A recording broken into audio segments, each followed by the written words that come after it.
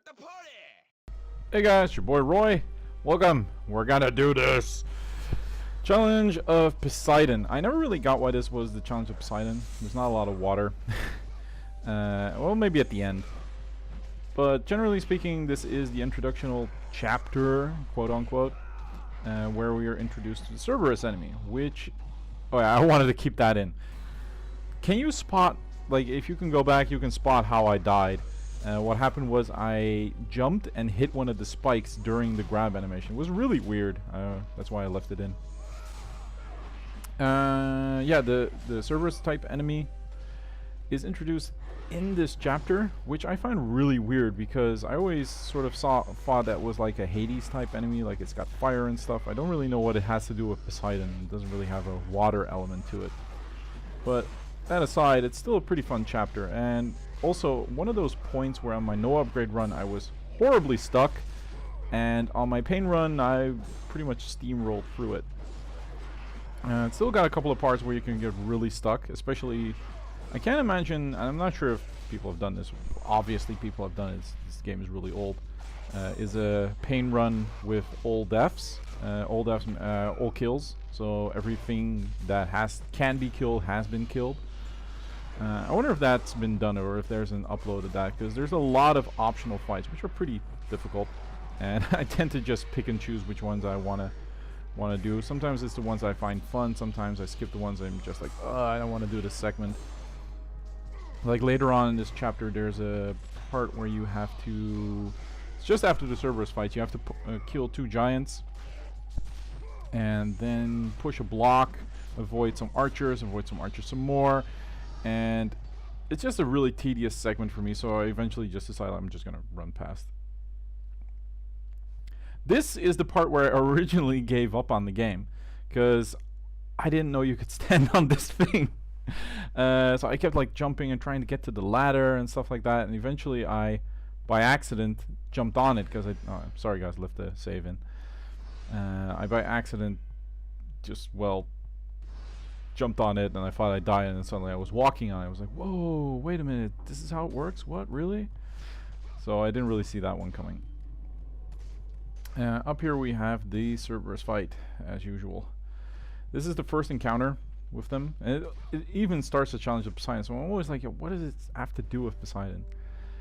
There's 2 types. You've got the small puppies, and they also have 2 variants. Like you have ones that, well, just attack and aren't really a big of a threat, and you have these variants that can, as you can see right about now, grow into their Cerberus badass doggy poochies. Now, the biggest problem in this fight is to kill the breeder spawns. There you see them spawn. Now he's gonna spawn them himself as well, but I don't think they count towards the pool. But you'll start thinking like, oh, it's just an infinite spam and I just gotta kill the big ones. No, focus on killing the small ones first. My general tactic here is to grab them and throw them at each other. You can redirect your grab to sort of aim them towards each other so you can bounce them in their faces. And really, you have to be precise. If you screw up a little bit, one of them is going to grow into a big daddy, and you've got a whole world of hurt in front of you. Generally, if it's just 2 big ones, it's not that hard. I always have 2 big ones. I've never really managed to just get one. Keep it at 1. But you really want to try and avoid 3. With 3 of them, then it's going to get really hairy. Mostly because they're going to spawn them faster than you can kill them. The main Cerberus one has 1 quick time event before he dies. You have to do 2, so the first one will just deal some damage to him. But they're pretty easy, as you can infinitely air juggle them with the air grab. Once you get them in the air, that is. I see, there we have 2 now. A little bit of a pickle, but I can still do it. Especially if you throw them at, like when they're starting to die. And you can just throw the smaller ones at the bigger ones to deal a lot of damage. And the smaller ones, when killed, also give health orbs, which is really sweet. Really nice of the designers. Yeah, see, there we go again. Smack them into each other. Now, the main pool, I think, is now exhausted, so only they are going to spawn them. So I really got to be careful. But I get some leeway. Now, with the juggle, for me, it's always a bit weird. Sometimes, like, that's a double attack you can they will only do one until they hit one, and then they'll do two. The flame attack you can just block, and after the flame attack you can juggle and then just do this ad nauseum, just mash circle. But I quit because I see a spawn. I'm like, oh, I'm not gonna do that. I have the first quick time event because I damaged him a lot during the throwing of the puppies, and I just slammed those puppies in him. Yeah, and there he is. He's dead. I really like the way the grabs work in this game. It's really a sort of a novel concept. Now there's triple flame. Usually only the third one actually does something. I actually miss it. And I gotta juggle in and delay my grab, and there we go. Now we just mash and mash and mash circle. It's gonna take a while. So what are we gonna talk about? You can really just mash. There's no real timing required. It doesn't deal a lot of damage. I think it's even less than a couple of like SST, so it's not a lot. Even if you get the quick time event, just keep it this way, because just keep spamming the air grab, because you can always, if you fuck up, you can then use the quick time event to sort of gain your ground again, gain your positioning back, which is a good safety feature. So what are we going to talk about? For some reason I'm looking at my statue that's standing next to me, which is of Dragon Ball Z. Who here is watching Dragon Ball Super right about now? I'm liking it, sort of in a... Hey, wow, is it already finished? Oh, that's fast. Okay, I like Dragon Ball Super. Shoot me. Oh, this is the part I talked about with the big giants. I just roll past them and like, oh, I don't really care. You need a little bit of luck, or skill. I always consider luck a skill. It is in most RPGs. So. In hell, if it wasn't a very powerful skill, freaking Demon Souls. Holy shit. Everyone that knows me knows that I'm a big fan of Demon Souls. It's one of my favorite games. And it's one of the, in my opinion, the best Souls titles. I really like Bloodborne too, but Demon Souls always had that little magic thing for me. Like, not that magic as in the spells and stuff, but just that magical feeling. Yeah, luck weapon, wow. You had one weapon setup that rolled with luck. Bleh! That rolled with luck, and that weapon was so freaking good. This segment, kill the puppies first, because you don't want them growing up, because they got a pretty annoying puberty. And avoid being stunned like the way I just did, because then you have to run all the way back, which is annoying. What?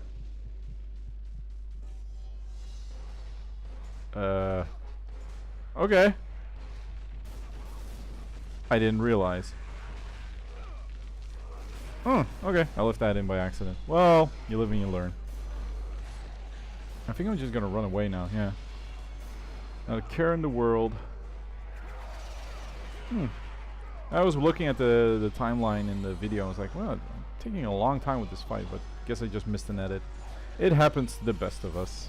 And yeah, I'm not the best of us. So it happens to me. What was I talking about? Yeah, these guys just swamped them together. Whee! Let's see. Oh, upcoming we have our first, I think they're the Legionnaires, or the Lieutenants. They're one of the harder humanoid enemies to fight, but they also have a really easy pattern. Basically, the only thing that's annoying about them is their grab, which can really come out of nowhere. They will be able to just attack you and it does nothing because you can block it, because blocking this game is way too freaking good. Yet, for some reason, they can just stand next to you and just have a one-frame grab. It doesn't really have an animation, it just has you being grabbed as the animation, which is weird. General tactic for them, for me, is always just wait for the quintuple slash. They can slash like 5 times. Ends with a stab. And then just do the launcher into infinite air, grabs, and then when they land, because eventually they'll land because they get a quick time event, do the quick time event, and then immediately do a launcher again. And you're done. You can fight them in different other ways, like juggles with Artemis. And here we go. Yeah, what happened here, by the way, is there's a weird bug in this area, and I remember that from my first playthrough too. If you restart from checkpoint here, your health will stay the same as it was when you restart to the checkpoint. So my health was at full, but I activated the checkpoint here, Got a lot of damage and decided to restart because I was like, I might as well save my health. And then you just start the checkpoint with your bad health, which is weird. They have the grab and then uppercut again. Wee, dead. Easy kill. Like I said, generally a really easy enemy, and they also tend to sort of roam a lot. You just gotta be really mindful of their parries, which can be punished. And sometimes I whiff. I don't know why. They've always been a fun little enemy to fight. I remember in God of War 2 they were insanely easy thanks to Icarus Lift, which was a wing ability. You could just lift them in the air for free. At least that worked on the lower difficulty settings. I have no idea if it will work on the higher ones, but I really want to play that game again. That was a good game. That is a good game. Probably easily the best God of War title, though. I remember watching Razorfist, who's one of my favorite YouTubers. I just like watching him. And he once made a comment about Splinter Cell. And he made the trilogy review. And he said, like, Splinter Cell 2 is my favorite. And then he reviewed Splinter Cell 3. And he said, Splinter Cell 2 is my favorite, but 3 is the best one. And though I can easily say that that God of War 2 is the best God of War title, 1 has something special for me. I don't know what it is that's so special about it, but it's just something that really hits with me.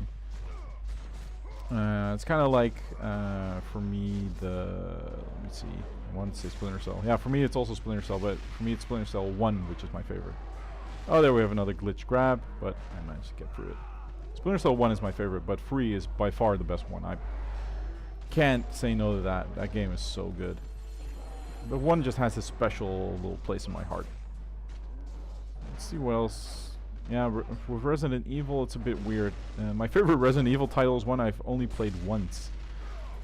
For some reason. I don't know why I never revisit it. It's probably because the beginning is so boring. Because my favorite Resident Evil title is Code Veronica. I really feel that that title is just so good. It has great atmosphere, pretty fun story. I really like the plot twist of the insane twin. I like the relationship between Claire and Steve. I just pretty much like everything about that game, except the beginning where you have to use the metal detector stuff. It's really bad in my memory. I don't really remember a lot about it, but I remember really not liking the intro. It's always been that game that once you get past the start and you get into the mansion, then it's really good. But if you compare that to, for instance, Resident Evil 2, like that game is just fun from beginning to end. Same with Resident Evil 1 and the remake. I have nothing good to say about Resident Evil 3. A lot of people like it, but for me, I've never really liked it. There was always something, like I didn't like the dodge and parry mechanic that was in it. I didn't like the Nemesis system. I didn't like the combat. It was the only game that I had a guide on my computer for, so I could just, okay, where do I go now? Where do I go now? Where do I go now? I want to get this over with. I've never had that with a video game before. This section is always a weird one for me. Basically what you have to do is you have to get the cage. You have to push it towards the end. Well, a lot of, I think, infinitely spawning lieutenants are going to attack you. But whenever I finish it, I never feel like I finished it, if that makes any sense. I never feel like, oh, I did this with superior tactics or whatever. It all depends on, do they randomly grab me, and are they sometimes more passive than otherwise? Because sometimes they will be so aggressive you can barely push the block forward, and other times they'll not do anything. I like that smirk that he has, like, oh, you're gonna burn, alright. General tactic though, there is some tactics to it. Walk forward first and spawn the first one, and then just try and push the crate up as far as possible. If you get hit, oh, I just ignore my own tactics here. Oh, that's nice. Okay, just push it back up, push it over here. You can, if you want to, just kill the first one separately. Oh man, I'm getting really fucked up here. Is this the run? Really? I can't imagine this being the run. They can't get into that room, that I remember.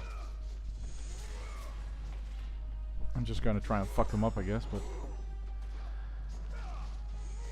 I wonder if you could kill all of them, like if there's not an infinite number, because I still think they drop orbs, so I'm not sure if there's an infinite supply of them. If that's just a really high number, but I doubt it. It would be a weird mechanic. Like, this is an instance where I do like the infinite spawning mechanic, because it forces you to not rely on your strength, but rely on your knowledge of the enemy pattern, paired with like forcing this block to the exit. The only thing I don't like about it is the grab system that they have. There, they get fucked up. No, I think I just killed them so I get some time to push the block forward, which landed all the way over here. Great. And kick it up and get it to the first platform. You can use those platforms to sort of make a checkpoint for yourself. But I generally try to push it all the way further to the third one. Maybe even the fourth one. Damn, I hate this part. Every time I get to a playthrough and I reach this part, I'm like, ugh, because no amount of skills or strategies or whatever is going to see you through, like, by default, you know? Once you've reached the fourth one, by the way, it's over. You can just push the block forward and block whenever you want, because it won't fall down that much. Just grab it by the side. And if you want, you can use some magic here. See, there's the grab. Like, there's no build-up or whatever. There's no animation to signal it's coming. It's just like, okay, I'm gonna grab. You are grabbed. It's not, I'm gonna grab you. You are grabbed. Which I just don't really like. Up next is a really large segment with swimming, so it is more Poseidon. But this part always felt more like Hades to me, with all the flame sacrifices and stuff. Is a lot of swimming. And there's a lot of hidden fights over there that you can do. I remember doing one of them on my no upgrade run. I'm not going to do them here. With this run, it's straight to the finish. But I wanted to talk about animation. Yeah, I got... that's a nice thing about going to Japan and Taiwan on holiday. Like, anime statues are cheap as hell. Now, the downside is I don't watch anime. The only one I've actually really watched is Dragon Ball, because I grew up with it like a lot of Western kids. But those statues are really damn cheap over there. Like, I got 2 of them right now, and they were $10 each. And I've seen them in stores here, and they're 110. So like, the price difference is insane. And it's exactly the same statue. It's just because there's so high demand in this country for those statues, and barely any stores that sell them. This fight actually is pretty difficult. You could describe it as hold block and mash circle when you have the opportunity, which is basically what it is. You really got to be careful not to get stun locked. The worst part about it is that every time you do this, you have to go. You start back at the save point, so you have to swim back, and it's not a lot of a distance, but it's annoying because there's a tutorial message in there for how you should use the dash and stuff like that. It can get a bit annoying, which is why I play this fight really safe. Because one of those spams in your face will probably kill you. I think 1 or 2 should do it, especially with the health that I have now. Like, 1 will kill me outright. So just hold block when you see an opening, press the grab button, and always hold block even during the grab, so you can get that down easy. Smack them. Yeah. Beat those pooches. And there's a lot of these dogs here. It's even got a Hades door now that I'm looking at it. So maybe it's like the challenge of Poseidon and Hades. Like big bros. Otherwise, yeah. When it comes down to statues, I don't have a lot. I got 2, like I said, I got Goku and future Gohan, which is the Gohan from Trunks' alternate timeline. I've got a Dante statue. Well, that's not a statue, it's a action figure that I bought at a convention once. It's from Devil May Cry 1.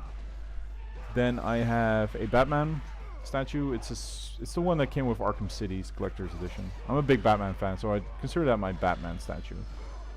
And I have, and that was a birthday gift, a custom-made Garl Vinland bust statue thing from stone. I think it's stone. It's really cool. It was custom made for me. By a friend. He commissioned it from an artist. And Garl Vinland is by far my favorite Demon Souls character. I think for a lot of people. So I'm not original. And when it comes down to statues, I would like some other ones. Like I would love to have like Devil May Cry, wow, Devil May Cry Free Dante. I would love to have that, or a statue of Ryu Hayabusa. But I don't really like the statues that he has. The only one I really like is the one from Ninja Gaiden 1, which is exceedingly rare and expensive. So I'm not gonna do that. Yeah, with this guys. This fight, by the way, can be a bit annoying. You really want to focus on the bats first, because they're going to do that dive bomb attack. And because of the servers, you won't be dodging a lot. So you really want to try and, like, for instance, slam dunk them into each other, or get them into the water. In which case, they die instantly, I believe. There we go again. Cancel it just in time, so I can grab them. Just all around good stuff. After this recording, I'm gonna record a different game. I really feel like recording that one. I'm gonna record Yakuza, just for fun. See if I can get a nice little challenge run in. There's a grab. You will get damage if you don't hit it hard enough. It won't do a lot, but it will be able to kill you, because it killed me, I remember. And I'm a bit curious if I accidentally also left that cut in, because this timeline was looking a lot longer than it's supposed to be. Here we get the infinite again, and afterwards we're going to get one more spawn. Oh boy. It's already weekend. Time flies. Like, I've only been home for a week now and it already feels like a month. So actually time was really slow? Is that what I'm saying? No. Yeah, so it feels like time flies. I'm not making any sense, am I? No, I'm sorry. That's what you get when you're looking at Kratos mashing circle. Yeah, otherwise, YouTube again, still liking it. I'm really curious, because I heard a lot of complaints that YouTube is changing its format, and that a lot of people aren't getting a lot of money out of it anymore. I'm really curious how that's going to affect it. I always felt that YouTube was a lot better when it was just people that made YouTube content because they wanted to make YouTube content. I feel that, like, I understand that you want to support someone who makes content that you really like and that he can do it as a job. From one hand, I understand it, because that sounds awesome. Like, I really love, let me just say, I love the Angry Video Game Nerd. Like, I quote unquote grew up watching him. I actually watched the first episode by complete accident just when it hit the internet, and I've been following him ever since. But also I like stuff like Matthew Myphosis and Gaming Brit Show sometimes. But I'm not gonna pay money for them. Like, I don't mind paying money for stuff like Netflix, but when I see their content, I'm like, yeah, okay, they're smart guys or funny guys that talk about a video game. That's funny, but it just feels weird for me to see them make a job out of it. Like, the Angry Video Game Nerd, I can sort of understand, because he actually puts a lot of editing stuff in it, like live acting and stuff like that. It's really a sort of a special TV show that he makes out of it. But other things are just, here's some game footage with me talking my opinion. It's a weird thing, but I feel that a lot of people would not do what they do if they were just doing it as a hobby. I think a lot of those would just disappear. And it's quite weird to actually realize that there are so many people that make money out of playing something that you can buy. So, and I've done it too. Like, I've watched streamers. I love sometimes when I'm quote unquote at work. Oh, I hope my colleagues don't watch this video. I don't think they will. For this fight, by the way, kill the bats first. That's priority. Sometimes, or when I'm bored, I'm just, I don't know, cooking food. I put on a stream of a guy playing a video game I like. It's relaxing. It has something. But what I didn't realize is these guys are making like big bucks. Asmongold, who's a pretty well-known World of Warcraft streamer who I sometimes still watch, I think he makes like 1,500 a day, at least, or 2,000 bucks a day, for just playing WoW and being funny. And that's a really big paradigm shift when it comes down to how it's structured. Like, you can get exceedingly rich, and people ask you, what do you do? Yeah, I play video games in front of a computer and people watch that. I'm really funny when I do it. And then you have like people, like entertainers will always make more money than I guess essential people. I still find that teachers are the most underpaid thing in existence. I mean, they mold the future technically. If they screw up and give people the wrong ideas or stuff like that, or teach them badly, our future is screwed. I don't know where I was going with this topic. I'm sorry. I just feel like if I sometimes saw people like, yeah, if I don't get enough money from my streamers or from my Patreon or from my AdSense, then I'm not gonna do this anymore. I'm gonna get a regular job. And I'm like, what?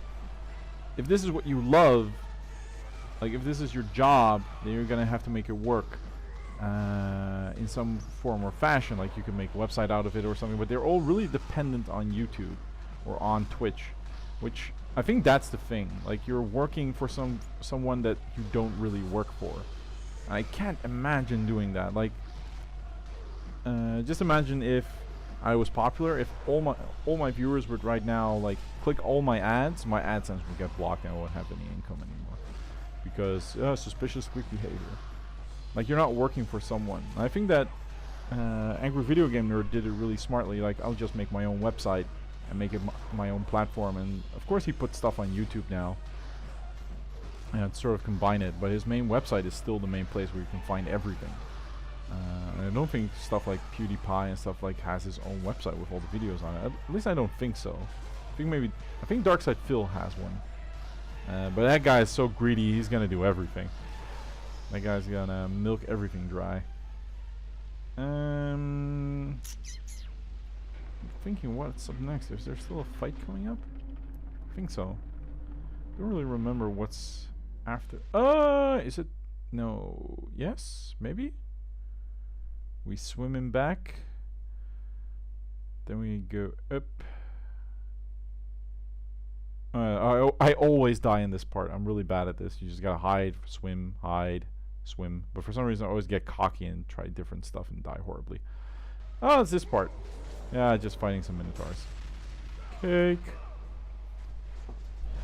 You don't actually have to go up there. You can just